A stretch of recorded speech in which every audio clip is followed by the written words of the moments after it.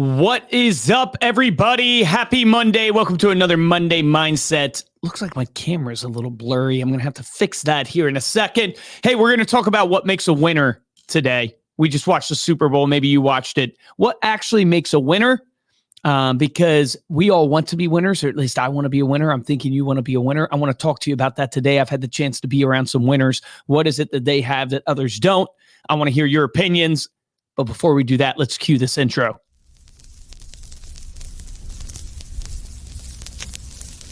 There are no bad businesses. There are just those people who don't know enough to see the opportunities in the work they're in. If there seems to be no future or opportunity in it, it isn't always because it's not there, but perhaps only because we can't see it.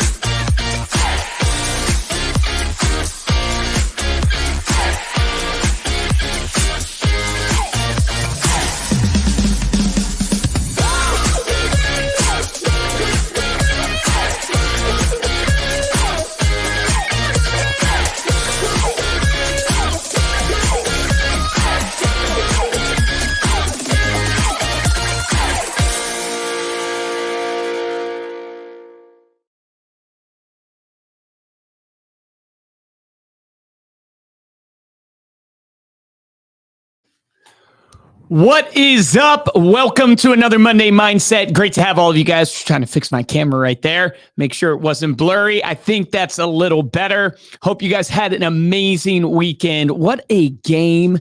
How many of you guys watched that Super Bowl last night? Now, I know probably have a lot of Chiefs fans watching this, knowing that there's some people from Texas and Missouri and all that good stuff. But I was cheering for Mr. Brock Purdy, Mr. Irrelevant. Just love that guy. I love what he stands for. I love that he was the underdog. Bummed that he did not win, but got to hand it to Mahomes and the Kansas City Chiefs. They were unbelievable. It was an amazing game. Couldn't have asked for better. And, kind of got me thinking about what makes a winner. Because I want to be a winner. I'm assuming you guys want to be winners, right? And what makes a winner? What is it about the people that win? What is it that they have that, the mediocre people, the average people don't have? And I'm sure there's like a myriad of things that people have. But I want to focus in on some of the things that I've seen from the people that I've been around, people that are in my own company that I believe are winners. I mean, you guys hear me often talk about the amount of salespeople I'm hiring and have. And, let's say right now, maybe it's 175, 180 people on the phones. But out of those 175 to 180 that we have on our team selling, there's a select few that are in the top 10. And what's really interesting about like our sales team, and I don't know if you guys find this in your industry or with your teams, it's like the top dog is like way ahead of everybody else. It's really wild. Like compared to the average, he like doubles them every year. If my average person closes 500 new accounts a year, he's closing 1,200 new accounts a year. And it's like, what is it about this guy? He's a freaking animal. Obviously he has talent, but he's an animal. What is it that he has? And I'm reminded of this quote. I don't know who said it. Maybe I learned it from Andy Elliott or someone like that. But he said, winners live where quitters quit. Think about that just for a moment. Like winners live where quitters quit. And I ask myself all the time, like you look at the game last night and you go, man, there's so many places where the team could have given up either side, right? But like, especially the Kansas City Chiefs, they could have given up because they were tired. They could have given up because they're playing their hardest and playing their hearts out. Like they could have made any excuse, but every time you want to quit, just remember, winners live where quitters quit. So right when you feel like quitting, just tell yourself, no, this is where winners live. This is what makes a winner, right? Because a winner's just a loser who tried one more time. This is what it truly is about. And, there's two things that I have seen from high performers that I'm around, and they're infectious in their personality. And maybe it's not infectious in like they're loud, boisterous people or something like that, because I've been around a lot of quiet winners too, but they're infectious in terms of one thing, and it's belief. And that belief that they have and what they're trying to do and who they're trying to become. You remember the song, anything you can do, I can do better. Like, you remember that song? That song ultimately plays in my head all the time when it comes to like accomplishing things in the marketing business. Like, I look at behemoths in the space like GoDaddy, $4 or $5 billion company. And I'm just like, if they could do it, I can do it. There's no reason why I can't do it. And Patrick Mahomes is going, he can beat Brady. In the back of his mind, he might not ever say, oh yeah, I was thinking about that. But in his mind, he's thinking, if Brady did it, I can do it. And they have this infectious belief about what they're trying to accomplish, almost to a point of being irrational, right? So you think of like people like Grant Cardone, Elon Musk, Steve Jobs. Steve Jobs, one of the famous stories about him, maybe it's folklore, we don't know if it's true or not, right? But he wanted to create the cell phone with one button. This was back before touch screens, right? And cell phones were these flip phones and had a ton of buttons you had to type on. And he wanted to create a phone system and an operating system and the hardware to only have one button. And his engineers brought it, and I can't remember if it was like they had 2 buttons on it or 3 buttons on it, and he took the phone and they put all this hard work into it, right? And most normal people, most mediocre people, what would they do? Oh, good job. It's not quite what we wanted, but good job. No, he takes the phone and he freaking throws it across the room. And he's like, I said one button. He's like irrational in what he wants because he believes it's achievable. And, he can't go into work. I think about this all the time. Can you imagine going into work every day, trying to put a rocket ship on Mars, trying to believe in just the normal, what everybody believes in? Like, you almost have to be contrarian in nature to be a really, really high performer because you believe in the impossible. Why do you believe the things you believe? Think about it. Most of the time, a lot of times, we believe what we believe because it's the subconscious mind literally developed from when we were kids of the influence of the people around us, right? The nurture around us that's happening. And we have all these thoughts. Did you know that 90% of your day is literally like the subconscious mind? If you've ever driven to work before and you don't remember driving it, that's the subconscious mind. If you question and look at your life yesterday and how you got out of bed, how you made your coffee, what you ate, what you did throughout the day, most of your day is the subconscious mind. And the subconscious mind just has happened from your habits over and over and over and over again. And if you think about being a top performer, a lot of times we don't believe we can do things because somebody told us we couldn't do it. And we accepted that box. You can't accept that box, right? You have to believe almost in the impossible and be so irrational about it. I think Grant Cardone wrote a whole book that said, be obsessed or be averaged. So when everybody is, going this way, zig, you need a zag, right? So I find that high performers have just an irrational belief and confidence in themselves. And here's the thing about belief that I tell people. I believe belief comes from preparation, right? I think belief comes really from 2 things. One is testimony of what's come before you. I always make the joke with my sales team. Look, if 9 out of 10 planes crash when they take off, you're not getting in an airplane. The reason why you get in an airplane, even though you're not smart enough to understand the physics, and don't be, upset about that. I don't either. But this 1,000, pound, couple 1,000-pound piece of metal flies from point A to point B. You get in it. You actually pay to get in it and pay to go because you've seen the testimony of what's come before you, that it's made it from point A to point B. So that's one way you influence your belief. It's by testimony. So if you have a lack of belief in your product, I'll just remind you today, go listen to some testimonies, right? Get some testimonies from your clients because that will influence your belief. If you're struggling to sell the policy, go get a testimony about that policy because it will influence your belief. It's one of the ways we step out in faith and do things is because we've seen the testimony of it coming before us, the testimony of others. But the other way you get belief is what I mentioned to start with, which is this preparation, right? Why does Mahomes have belief that with 2 minutes left, a minute 53 or whatever it does, I mean, he literally could drive the team down the field and score that field goal to tie it up and then go into overtime and win in overtime. Why does he have that belief? It doesn't come from, if you stayed up and watched the post-game interviews, there was an interview with Travis Kelce and Patrick Mahomes on the field. And one of the things Travis Kelce said about Mahomes is he's never been around basically someone who prepares and works as hard as Patrick Mahomes. Travis Kelce said that about him. Said he's never seen anybody work as hard or prepare as much as Patrick Mahomes. And Kelce said it influences him and inspires him to work harder and want to play harder for the man. And you think about, where does his confidence come from? It comes from repetition. It comes from a competence on his subject matter. And here's the real challenge for you today, right? Is all of you want to make $200,000 a year, $500,000 a year? Who wants to be $1 million producer, make $1 million a year? And just got news for you, making $1 million a year isn't that much anymore, honestly. You need to make more than that. But the reality is everybody wants that. But so few people actually prepare like Patrick Mahomes, right? The saying is, if you want to be in the 1%, you can't live like the 99%. But all of us are out here living like the 99%. And then we wonder why our bank accounts look the way they do.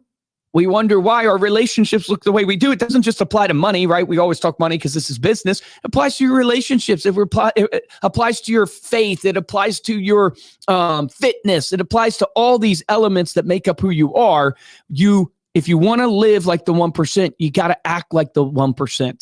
I don't believe in Dave Ramsey's debt stuff at all, just because I do a lot of investing in real estate. But I will tell you this about what Dave Ramsey said. He said, if you want to live like no one else, you have to live like no one else.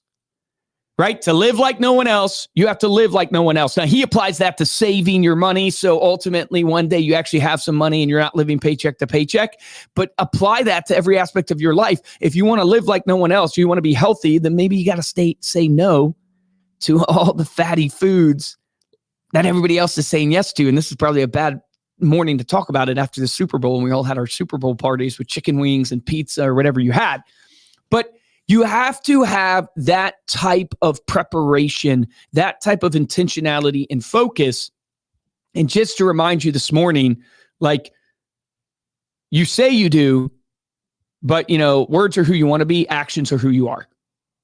So what do your actions actually say about you? Because if I went and talked to your spouse, who would they really say you are? The person who's closest to you, the person that sees you on your good days and your bad days, who do they say you are? Not who does social media say you are that you want the world to perceive, but who does your spouse say that you are? Do they say, yeah, this person lives like the 1% in everything they do? Or would they tell you, nah, they're really in the 99% in what they're doing? So you have to have this belief that is influenced by, I think, your preparation, right? When Mahomes gets on the field and drives it down and wins, it's because he's prepared. He's spent thousands of hours in the film room, thousands of hours in the gym, thousands of hours practicing. He has prepared for this moment so he can actually have confidence in himself. I love the quote, I think that Alex Hormozi said about basically you have to have a belief built upon actual work that's been put in versus bullshit affirmations that you tell yourself in the mirror. And I use that strong language not because I don't believe you should visualize things and manifest things. I think that's well and good. But if all you do is visualize, you look at yourself in the mirror today and you say, hey, I'm a lion, I'm a tiger, I'm a champion. That's a bunch of BS if there's no action to back that up. That's a bunch of BS. You can tell me you want to win all day long, but show me your calendar. Show me how you spend your time, and that will tell me how bad you actually want to win. And that really comes down to, if you think about like all the top performers that are on here, right? Joe, I see you firing up the chat, man. I appreciate you, brother. All the top performers that listen to this, what is it that actually separates you, if you're being honest? Is it your brains? If you're like me, you know it ain't your brains. I said ant, see? You know it. You know it isn't. Like, I've done 500 plus interviews of my Stay Paid podcast, and I've interviewed multimillionaires in so many different industries. And it's amazing how I walk away and go, gosh, they really don't know that much technically, but do they sure execute, man. They have a relentless work ethic, relentless execution. They, for some reason, the part of their brain that gives them paralysis, they don't have as strong, or they shut it off and they just actually do the work. They don't think about it. They don't overthink it. It's almost like they leap before they think versus thinking before they leap. They just go because they know the greatest way to learn is to actually just to do. I often think that, we're going to look back, because I keep finding this true to be in my life, is like, man, if I would have just spent less time actually like reading the books and more time just executing, I would have learned faster, and I would probably have done more. I'd probably be more successful. Like, nothing replaces that relentless work ethic. And I've shared this before, but I think it's really powerful to remind you of. It's like work ethic is so much like integrity. Integrity is who you are when people aren't looking. The way you know this is because when we're on the road and we're all driving and the cop, all of a sudden we see on the side of the road sitting there, what does everybody do? Everybody puts on their brake. Because you know why? Because someone's watching. So we're all honest. We're all driving the speed limit when someone's watching, because we don't want that negative consequence. Integrity, true integrity, right? If you think about it, is who you are when no one's watching. Meaning, like, if you can cheat and get away with it, are you going to cheat? If you do something wrong, but no one ever finds out, are you going to do the thing that's wrong? Or are you going to have true integrity and do what's right when no one's looking, when you wouldn't get caught? That's true integrity. Work ethic's the same way. Everybody can work hard when they show up day one on the job. Everybody can work hard when there's a promotion available and they want to vie for that promotion. Everybody can work hard in the moment that someone's watching where they want to impress somebody. But you know what matters the most is when you're 5 days into the week, you've had zeros every day, you're doing 200 plus dials a day. You don't want to talk to another single human being. You think you want to quit insurance or whatever it is. That's the day that you have to show up. And if you show up on that day, you have true work ethic. If you show up on the day like that, where you don't want to show up on that day, you have true work ethic. That's where work ethic actually kicks in. And I have just found with relentless high performers, they show up no matter what. No matter the emotion that's happening on the outside, they get zoned in, locked in. They do not let their emotions dictate their discipline. Their emotions do not dictate their actions. Their discipline dictates their actions. And so my challenge to myself, I'm just preaching to myself here, mainly because I forgot to move the screen forward and I can't really read Joe's comments, but I see a bunch of them. So thank you, Joe. But here's what I'll tell you is, like, I think to myself last night watching Patrick Mahomes, I just get inspired by champions. I get inspired by high performers. I get inspired by their poise. I get inspired by how much they've dedicated to the craft. And I asked myself, man, Luke, like, are your goals big enough to get you to be that disciplined? Are you a top performer? Or are you really just in the top maybe 30%, but you like to act like you're in the top 1% of performers? Because that's an easy place to be. It's like you're in the top 30%. You've made some money. You've had some success, but you're really not near the top 1% of performers. And the reason why you're not near it is because you're comfortable. And it's like there's always degrees of comfort, right? Probably my old self, seeing myself today, I would be like, holy crap, I can't believe I'm able to do that. But today, hey, maybe I'm a little too comfortable.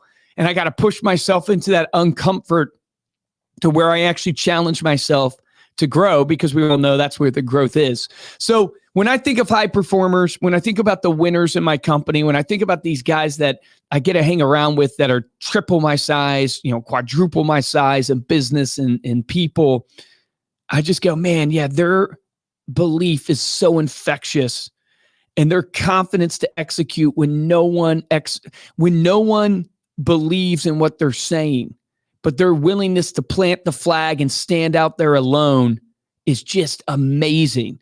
And then they back it up by just relentless execution and work ethic. And they show up every single day. And you can't beat the guy that never quits. You can't beat the guy that never quits. You know it and I know it. So there you go. That's your Monday mindset. Hopefully I gave you guys enough motivation to say, hey, do the work, do the action. That's all that matters. That's what separates a high performer. Mahomes just woke up every single day. Yes, God's given him an ability, and he took that ability that God gave him, and he actually put work into it. But he shows up, I'm sure, every single day, and he puts in the work to where it inspires those around him, and then ultimately gives him the confidence to execute in the moment that he needs to. And now he's a world champion. You should be a world champion. You should at least be a champion in your market. You should 100% be a champion in your household. And the way you do that is to show up every single day and have the work ethic of the 1% and the belief of the 1%. Let's make it happen today. I appreciate you guys. Get out there and win for your family, for your friends. Let's make it happen. Have a great one.